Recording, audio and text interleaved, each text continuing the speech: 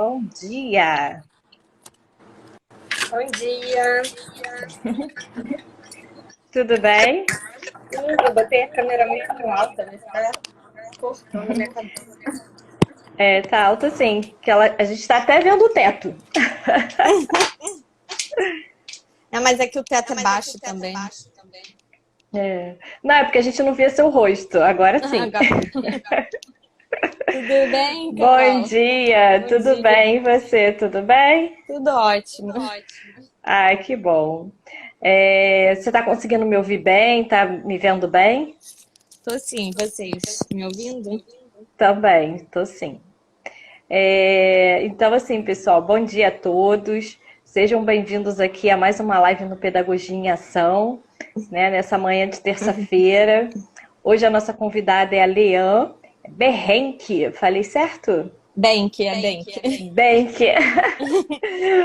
Ela é fonoaudióloga, né? Ela tem com experiência em desenvolvimento infantil e mediação escolar, pós-graduada em educação especial, com ênfase em autismo, pós-graduada em neurociência aplicada à reabilitação. Essa especialização em neurociência você está cursando, certo? Sim, estou fazendo na UFRJ agora. Ah, ótimo. Deu uma parada por causa da pandemia, mas agora está retornando. Ah, como tudo, né? Aos poucos está começando a retornar ao normal, né? Digamos assim. Então, Leandro, seja muito bem-vinda aqui ao Pedagogia em Ação. Muito obrigada por aceitar o nosso convite, por estar aqui conosco, contando um pouco da sua trajetória, um pouco da sua experiência dentro da mediação escolar. Conta um pouco para a gente sobre a sua trajetória, para a gente te conhecer um pouco melhor. Então, eu me formei em fonoaudiologia pela UFRJ em 2010 e foi logo como recém-formada que eu comecei a trabalhar com mediação. Não foi uma escolha pensada, foi o que aconteceu e surgiu a oportunidade de eu mediar uma criança e eu peguei e segui adiante, né? Fiquei 4 anos como mediadora até começar a clinicar mesmo como fonoaudióloga.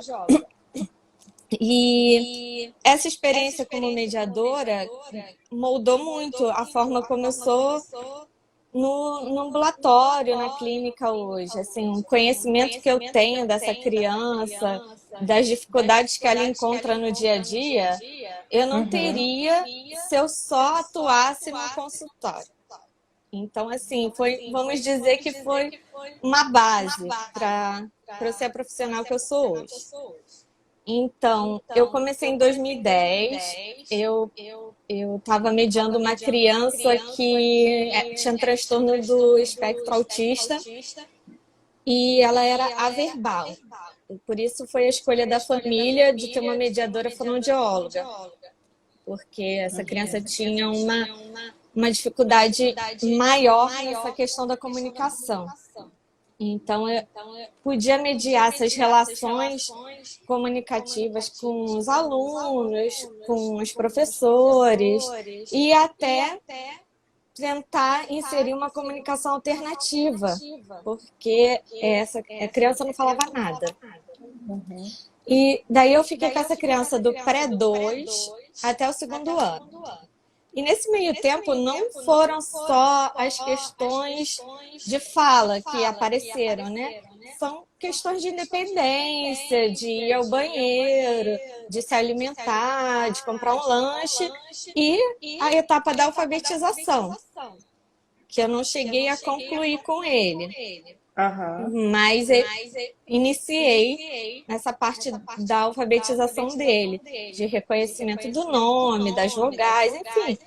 Porque a gente também não é uma caixinha, né? Quando a gente está com a criança e tem inúmeras necessidades, a gente vai tentando dar conta do que vai surgindo, né?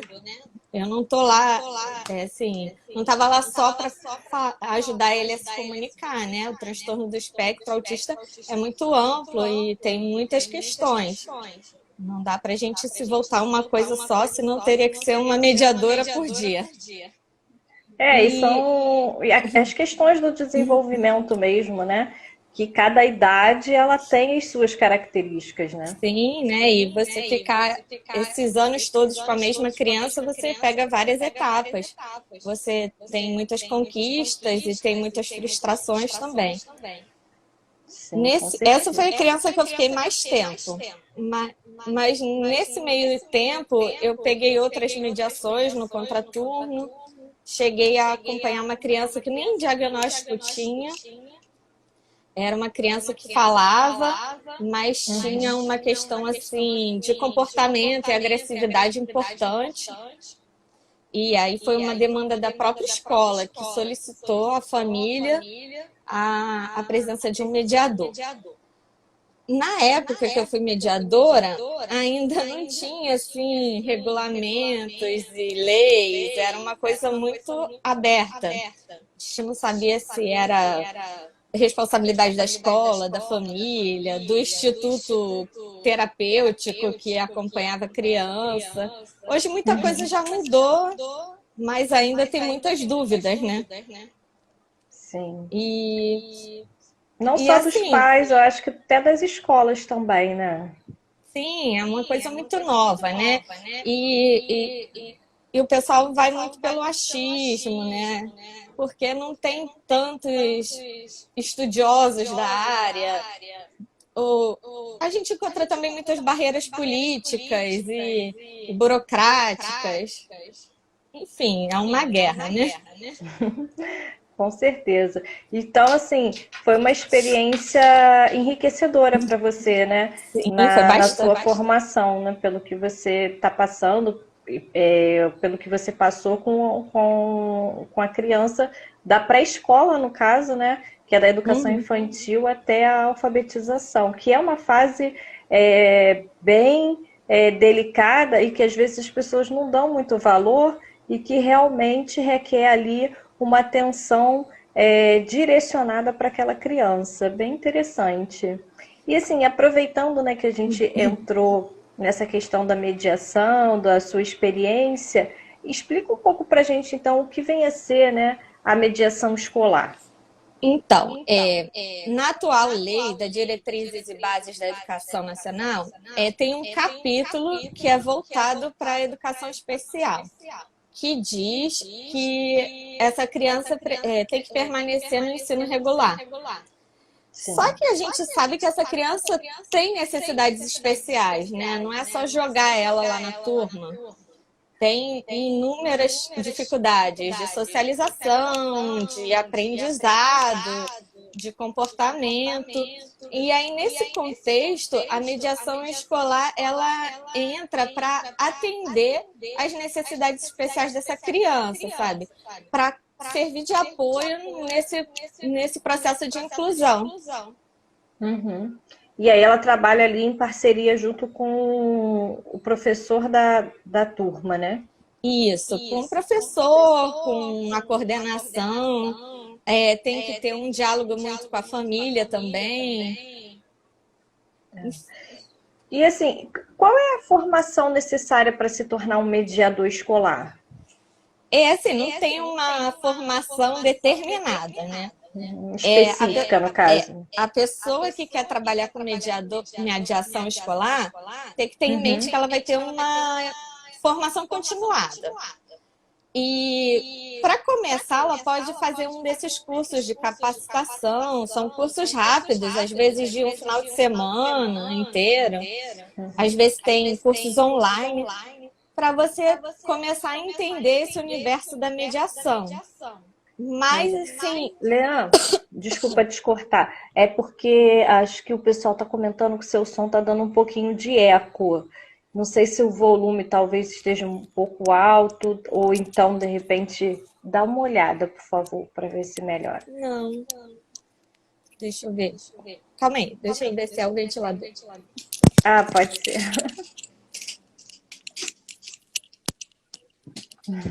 Às vezes é o ventilador.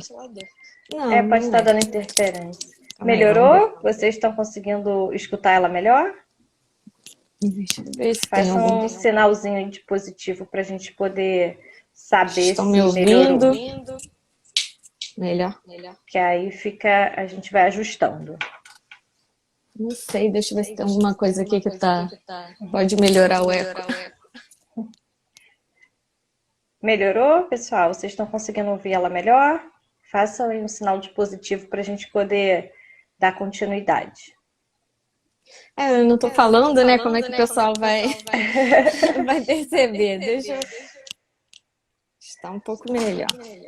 Ah, está um pouquinho melhor. Aí Pronto. já tá bem baixo o volume. É. Às vezes acontece mesmo. Será que o fone botar de novo?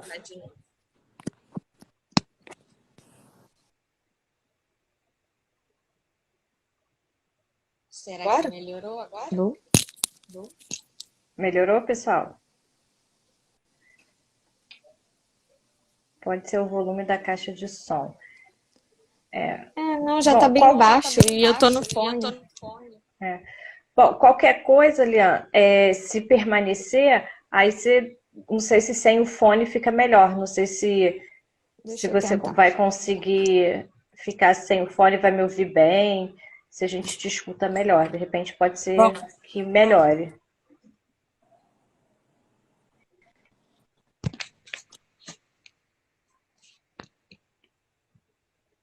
Esse é o seu. Foi?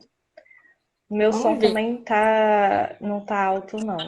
Bom, mas aí dando continuidade, né? Você estava falando que para a formação do mediador não existe uma formação específica e que o mediador ele realiza cursos de capacitação para que ele possa estar atuando nas escolas regulares, né?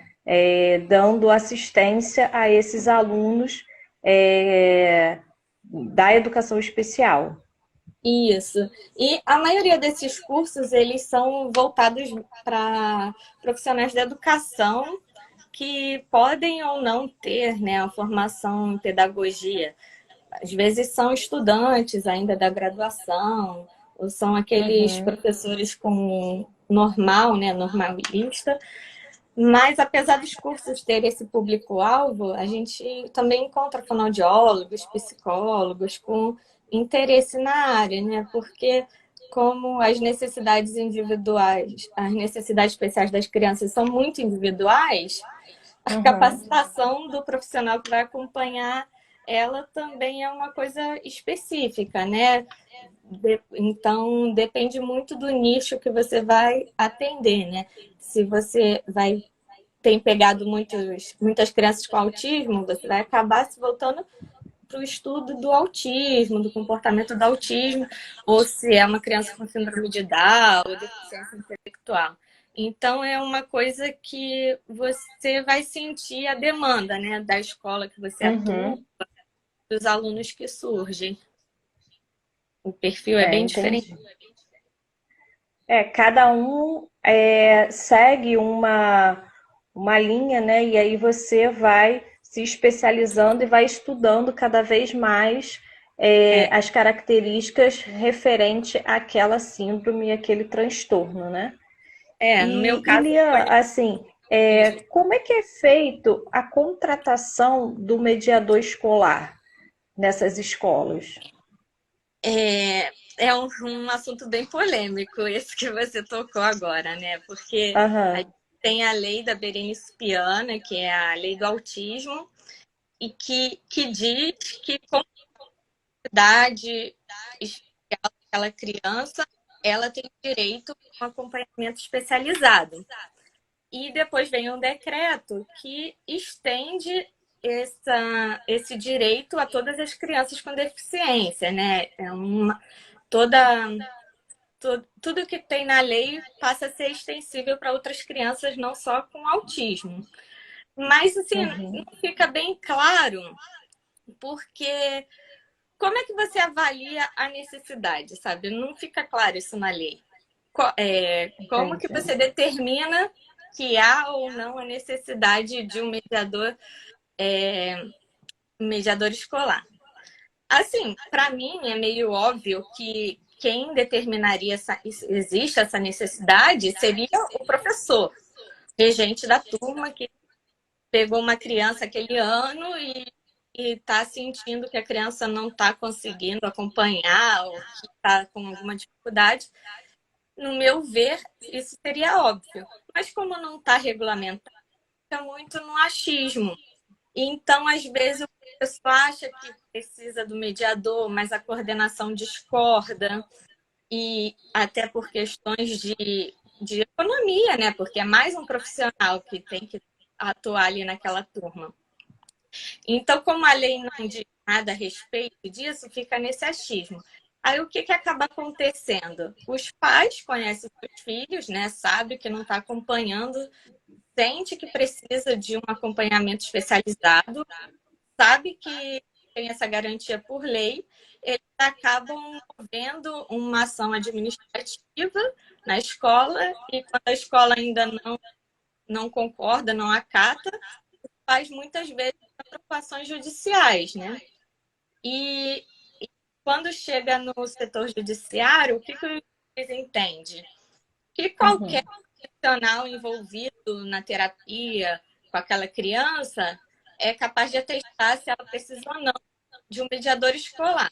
Aí acaba o juiz aceitando um atestado de necessidade do fono, do psicólogo, do neuro, de qualquer profissional, porque são terapeutas. Então, uma coisa que poderia ser, que seria melhor avaliada pelo professor, acaba às vezes vindo de fora, sabe? Por questões administrativas mesmo, e políticas, e financeiras, e não tanto na questão do bem-estar da criança. Entendi. Fica uma E coisa bem os pais mais. conseguem isso judicialmente, quanto mais, às vezes, leva atestado de vários profissionais, e não é uma coisa tão difícil de conseguir na justiça. Mas cria um clima, né, um transtorno desnecessário.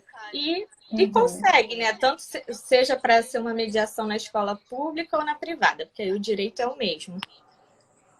É até importante você falar isso, né? Que a educação ela não se difere, né? A lei de diretrizes e bases da educação, ela não é para a escola particular ou para a escola pública, né? Ela para ambas as redes, né? E assim, E você chegou a comentar que dentro da escola, né, o mediador ele trabalha ali dentro da sala de aula junto com o professor, auxiliando ali essa criança, né? E como é que é feito esse trabalho em equipe do mediador junto ao professor, a coordenação pedagógica, para que essa criança ela esteja adaptada realmente ao ambiente escolar, à sala de aula? Como que é feito esse trabalho? Como que o mediador escolar ele se envolve, né, com as questões, os projetos para inserir essa criança? é um assunto também polêmico, porque isso difere muito de instituição para instituição, de município para município. Às vezes, até dentro da mesma escola, de turma para turma, tem divergência. Porque também não está claro na lei, né? Vamos dizer, a família consegue um mediador escolar, mas e agora, né? Qual o papel desse mediador? Em que ele ajuda? E, assim, profissionais, estudiosos da área, cada um tem uma teoria.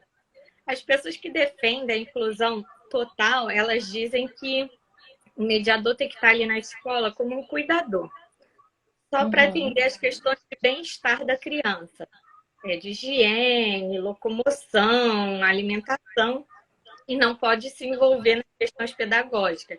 Essas questões pedagógicas seriam de inteira responsabilidade do professor regente, seja de adaptar o currículo, enfim, seria a responsabilidade toda do professor.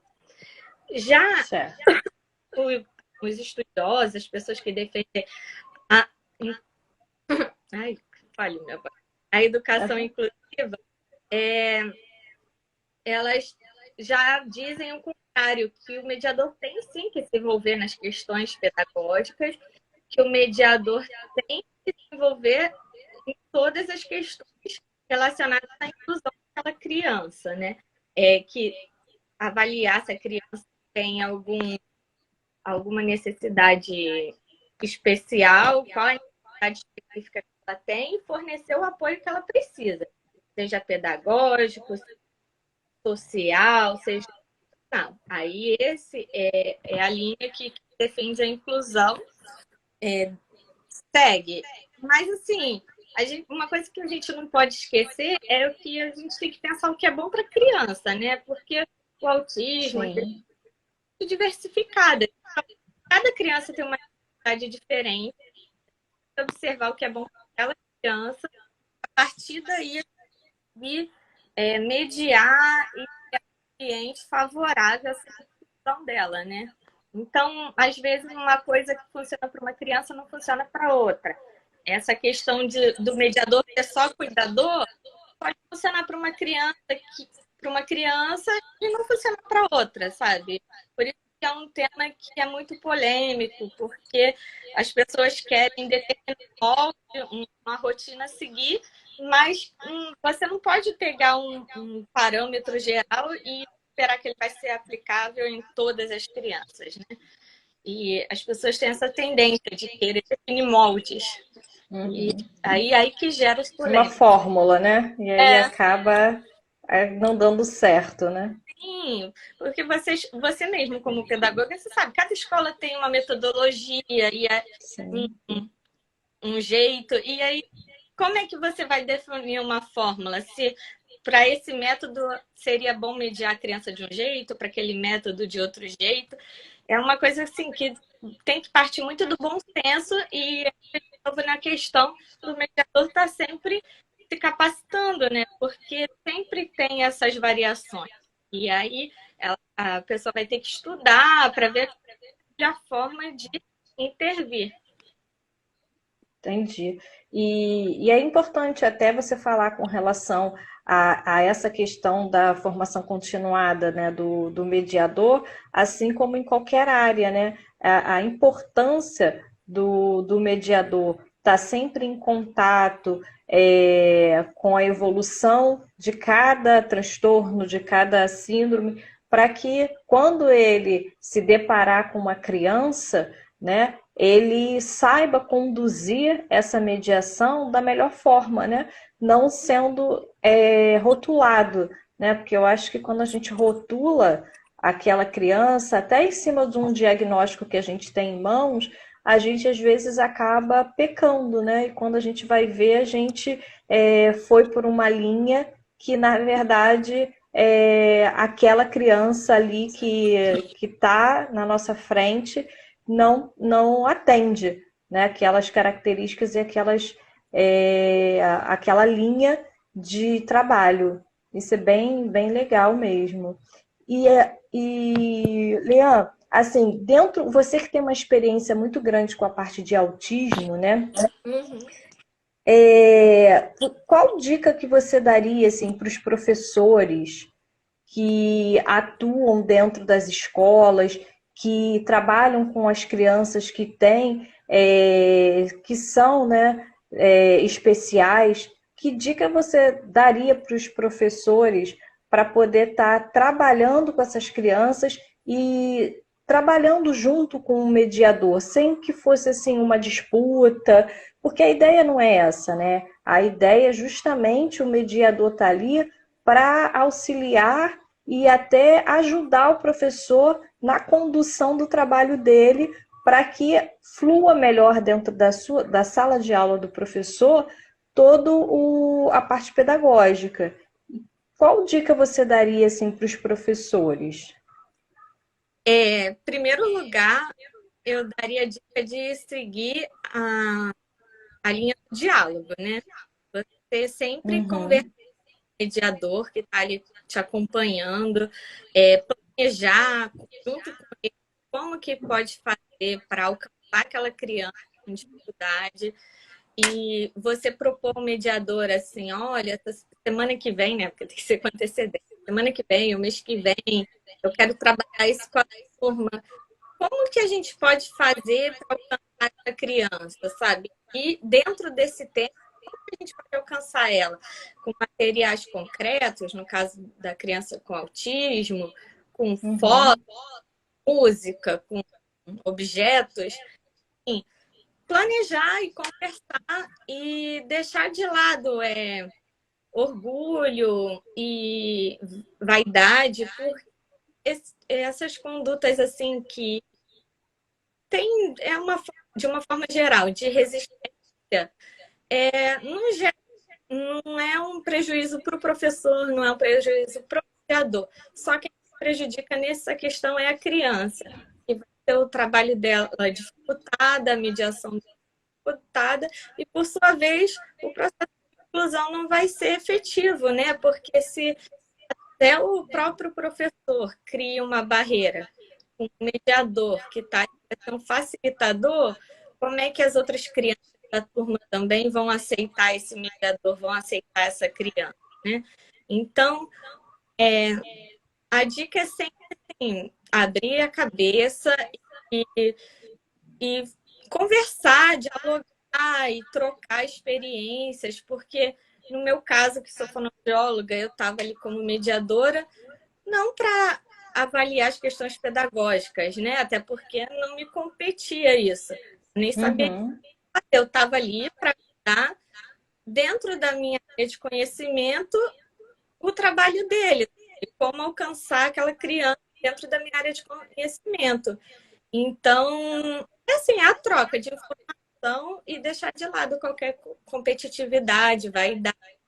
E o respeito, né? Porque cada profissão tem a sua importância. Assim como o professor regente é importantíssimo na formação da criança, também é importante a mediação, principalmente nessas séries iniciais. A criança ainda está. Acho que está travando um pouco o vídeo dela. Vamos ver se vai voltar. Acho que travou um pouco. Voltou. Voltei? Onde eu parei, Voltou. então? Tá falando que todas as profissões tem que ter respeito, né, pelos profissionais e cada profissão tem o seu valor, né? Isso, e ainda mais nas séries iniciais, onde a criança está se ambientalizando, ela está se preparando para a vida, né? Então, quando uma criança especial já encontra tanta resistência numa etapa que Muitas deveria. barreiras, né? O que ela pode esperar, né, para o resto da vida? O que a família vai esperar para a vida daquela criança? Então, a gente tem que ter respeito, tem que ter empatia, diálogo e sempre estar buscando, né, conhecimento, embora a gente às vezes não saiba como lidar, mas vai aprender. Uhum. Com certeza. E assim, é muito importante, né, a gente respeitar o profissional, né? Quando a gente trabalha em equipe, eu acho que além da empatia, da união, né, e da troca, realmente a questão do respeito, ela é fundamental, porque quando a gente respeita o outro profissional e mostra que está ali apoiando, que não está ali numa competitividade, e sim no conjunto, né, de fazer com que aquele aluno esteja adaptado, que a evolução dele aconteça, é fundamental. Só tende a evoluir e todos a ganharem com isso, né? Uhum. É muito importante, sabe? Ainda mais que a tendência é essa, a tendência mundial de inclusão social, de inclusão escolar.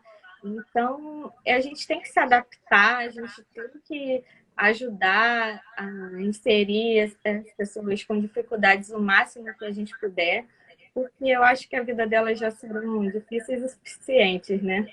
Sem as barreiras. Exatamente. Já tem os seus contratempos, né?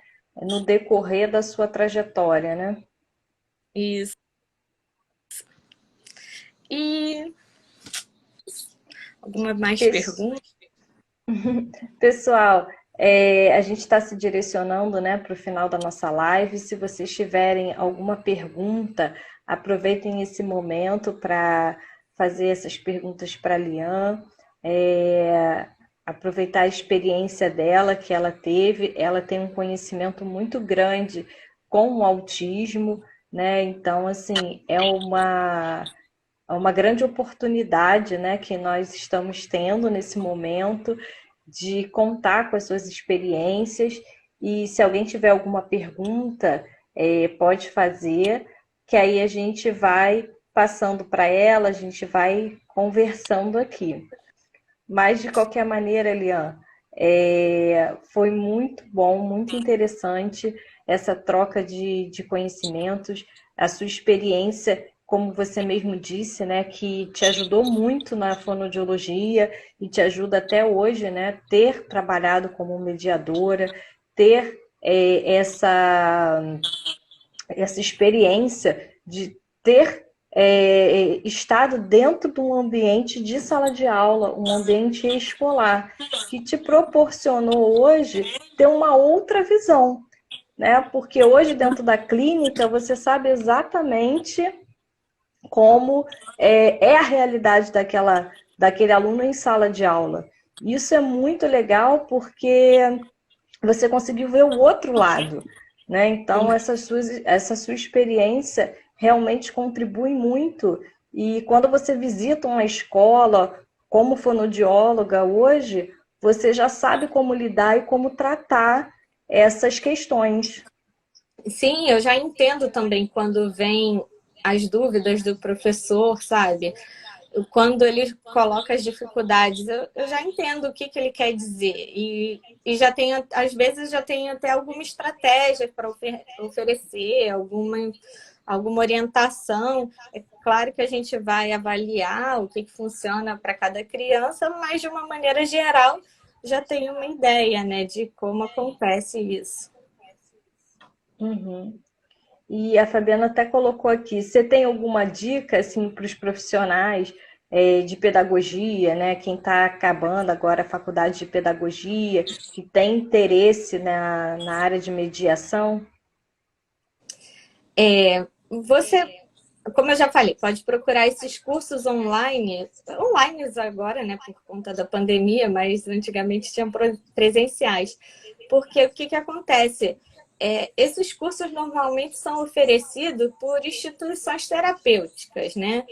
E algum Uhum. psicopedagogo oferece esse curso de capacitação de mediadores.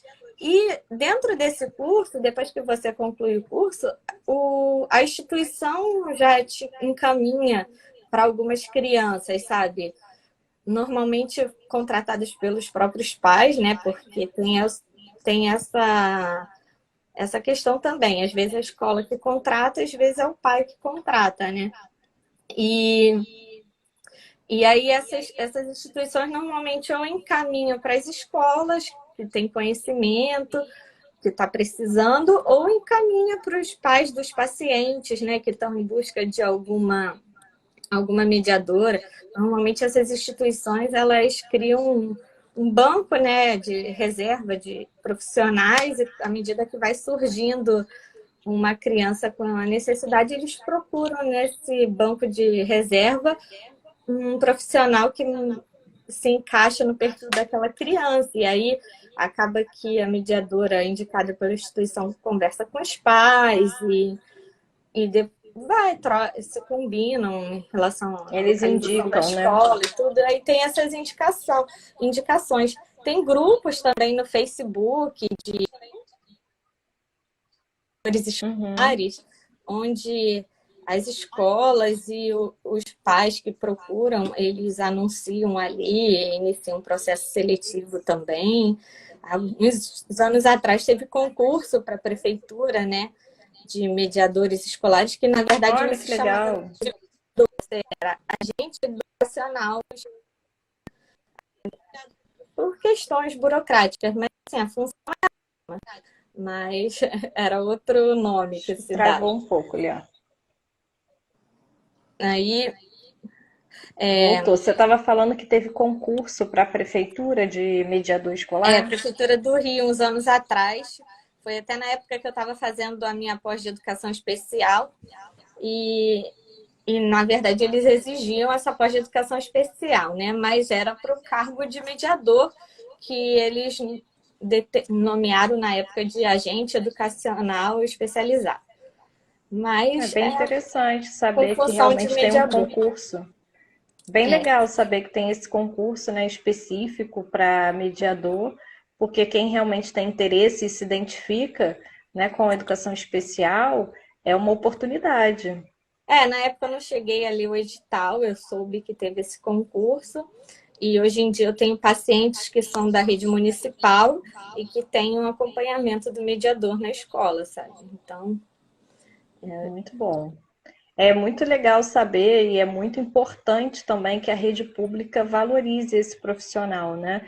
Porque às vezes as pessoas acham que só a rede particular é que dá ênfase a esse profissional, a essa atuação, e a gente saber que a escola pública, ela também faz referências a esse profissional é muito gratificante e muito importante para essas crianças que realmente estão inseridas nesse contexto escolar.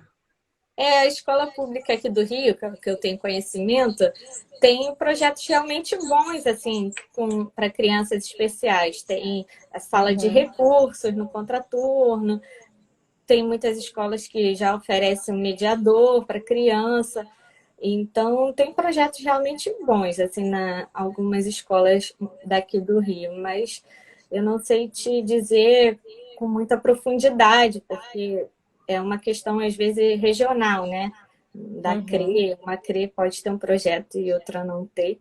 Enfim, mas se a pessoa que tiver um filho com necessidade especial, vale a pena você pesquisar como que é o projeto da rede pública na sua área, né? Como que funciona, porque em algumas regiões tem projetos realmente bons. Ah, excelente. E então, pessoal, quem tiver mais alguma pergunta, pode mandar também para o nosso e-mail. A Fabiana também já colocou aqui, tá? A gente encaminha para a Lian, aí ela nos responde e tendo qualquer dúvida também, pode encaminhar para a gente encaminha para ela. Lian, gostaria muito de te agradecer, tá? Por ter aceitado o nosso convite, por trazer para a gente esse assunto que é tão importante dentro da área de educação, dentro da educação especial, ele é fundamental, ajuda muito as crianças dentro das escolas, então isso para a gente é muito gratificante. Muito obrigada por você ter estado aqui nessa manhã conosco, trazendo todos os seus conhecimentos dentro da área de mediação. Eu que agradeço o convite, a confiança no meu trabalho. Eu espero que eu possa ter conseguido abrir um pouco a mente do pessoal que quer seguir nessa área da educação especial, que é uma área tão rica, mas tão cheia de dificuldades, né? Desafiadora, né? Mas gratificante também, né? Sim, muito gratificante. Gratidão pela sua presença aqui, por trocar com a gente todas as suas experiências e os seus conhecimentos. Muito obrigada e até uma próxima, hein? Até. Um beijo. Tchau, tchau. Um beijo. Tchau, tchau.